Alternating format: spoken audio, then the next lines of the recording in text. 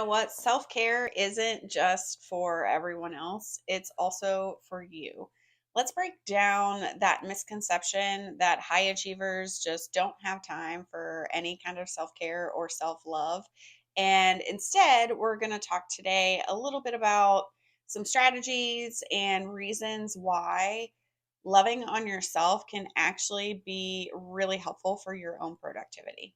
Hey, and welcome to my channel. I'm Tara, a productivity coach who empowers high achievers to maintain a balanced life. I help you kill it at work without sacrificing the people and things you love. On this channel, I teach strategies for balancing it all with clarity and confidence because success at work doesn't mean having to miss out on life.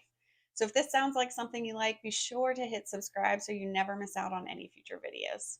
So, how many times have you put the needs of others before your own? Be honest with yourself. Like, how many times have you worked late just to get a project done and sacrifice maybe missing your kid's soccer game or dinner with family or going out with friends?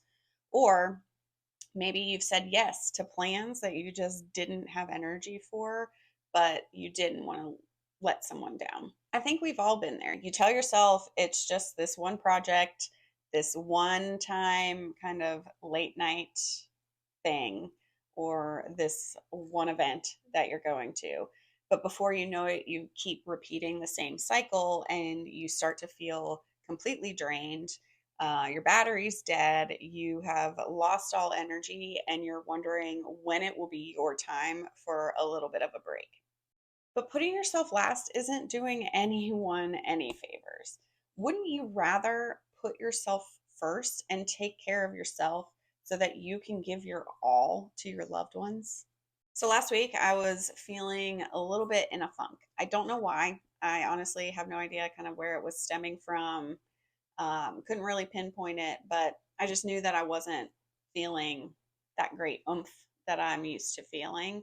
And, my usual strategies for kind of taking care of myself just weren't doing the trick to get me out of that funk. But then I recently started listening to a new podcast. Well, new to me, it's not new. Um, it's called the Gratitude Attitude podcast. And just hearing her talk about the difference that even just something as simple as gratitude journaling has done for her, like all that difference that it has made for her life, it really inspired me to give that a try to see if that would help me out of my funk a little bit. So I've recently started every morning just jotting down as many things as I can think about, but I really try to at least get three, jotting down three things or more that I am grateful for that morning. One, it's a great way to start the day. I'm starting the day on a positive note rather than kind of waking up and feeling just sluggish, if you will. Two, it helps me reflect on the last day or so and really think about what I accomplished and what happened during that day. And it's just really helped me set the tone for how I want the day to go. And you hear this all the time. Like when you're, let's say, looking for a new car and you know that you want to get I'm going to say this because we just got rid of my husband's car, but a Toyota 4Runner. And all of a sudden, you start seeing Toyota 4Runners all over the road. Like every time you're out, that's what you see because that's on your mind. And the same thing works for gratitude. So I have noticed, even just in the few short days that I've been doing this, that the more I start to think about what I'm grateful for, the more things I find to be grateful for. Now, it's not all sunshine and rainbows and easy all the time, and I'm still kind of giving it a go. And honestly, like sometimes my gratitude list is not like super deep.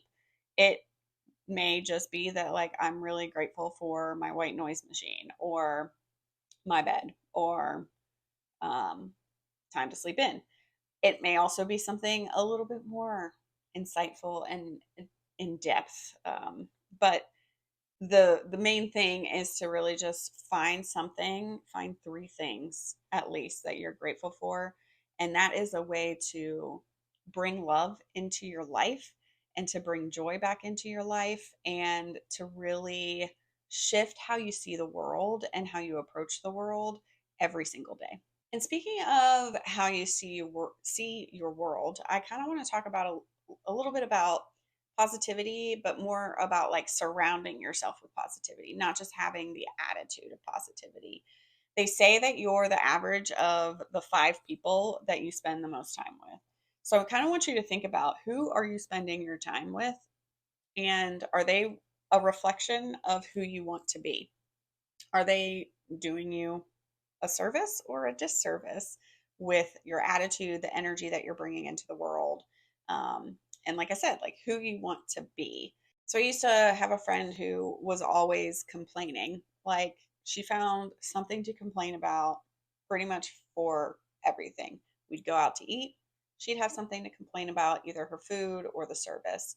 Um, we would have a great time kind of on a trip, and she would still find something during the trip to complain about. And honestly, that energy, one, I was finding that I was complaining a heck of a lot more. And don't get me wrong, I am not like Mrs. Positivity over here, but I didn't like how it was making me feel.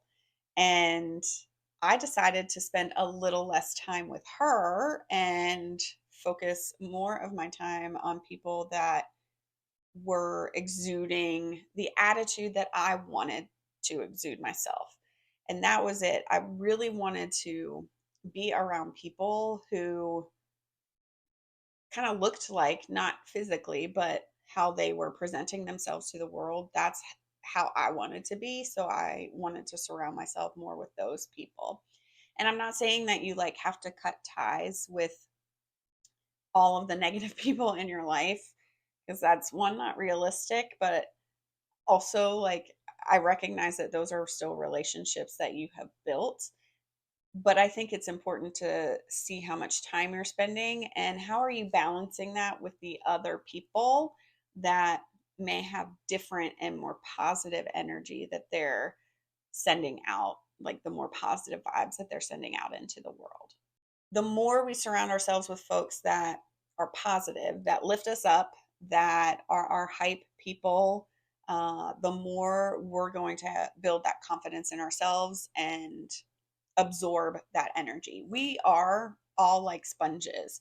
If we surround ourselves with negativity, with pessimism, with doubt, folks that exude those kinds of energies, we're going to soak it up. It, it's really hard to like put up a shield and put yourself in a bubble and to not just inherit those sentiments and those energies and those feelings. And so, why not, instead of surrounding yourself with negative people, try spending more time with 5 really positive people that see the world in a great way, not an unrealistic way, but a way that approaches it with positivity, and see what kind of a difference that can make for you internally and then also externally and how you show up. And kind of while we're on this topic, I want to talk about boundaries. You know, I was going to have to bring it up. I'm pretty much a broken record when it comes to boundaries. But I have learned as a high achiever myself that high achievers are very often the types of folks that will say yes to accommodate everyone and everything, because of that like internal drive to have that sense of accomplishment. I think also there may be some people pleasing pieces into that, at least for me. Um, and I've been there, right? Like I have bent over backwards to accommodate other people, to do my best at work, to be the best friend that I could possibly be, to give my all to everyone else. And what ends up happening when you do that is you just keep emptying your cup, and eventually you will face burnout at some point. I mean, when you're constantly running on empty, on the go, go, go, giving your all to everyone else except for yourself, your body will tell you when to stop. I'm speaking from personal experience. I have felt burnout in the physical way My body started shutting down. I was getting sick. I was having migraines that were pretty much debilitating. I had a sense of just pure exhaustion, like not just being tired, but like I can't peel myself out of bed. And burnout doesn't have to happen. And I don't want that to happen. And that's kind of why I do what I do, because I don't want other high achievers to reach that point. Like, my goal is for us to not get to that point. And boundaries are just one way of doing that. When you start to say no to things that don't align with your values, with your priorities, with kind of what you want to be and who you want to be, there's a weight that gets lifted off your shoulders. And if you think about it, like if you're kind of standing there and piling on the weight onto your body, you're just digging yourself deeper and deeper into the hole or into the ground. But when you set some boundaries, some healthy, clear boundaries for yourself, you start to take off that weight so that you can kind of start getting out from that hole. But don't get me wrong, setting boundaries is hard. It's not easy work. It takes practice. It is a skill. I firmly believe that it is a skill that everyone can learn, but it does take practice. And I always recommend like starting a little bit small. Like set a small boundary that gives you that warm up, gives you the feeling of saying no, especially for those of us that are used to saying yes like all the time. No almost feels like a bad word. And we get a feeling in our stomachs, in our hearts, in our souls when we say no to someone or something. But the more you start to learn how to say no and to practice those skills and even just rehearsing it in your head, that can really help you to feel comfortable and confident when the moments do arise where you feel that a no would be doing you better than a yes would in that time. Well, I think that about wraps it up for today. But before we go, just one more little nugget of knowledge or inspiration. And that is that you deserve the best in this world. So I hope that whatever tomorrow brings, that you go out there and embrace the goodness that comes your way. If you found this video helpful in any way, shape, or form, I would love it if you would share it with a friend, like it, and follow my channel for more. And until next time, I will see you in the next video. And I wish you all the best and a week filled with more hot successes than hot messes. And just thank you so much for spending a little time with me. See you next time.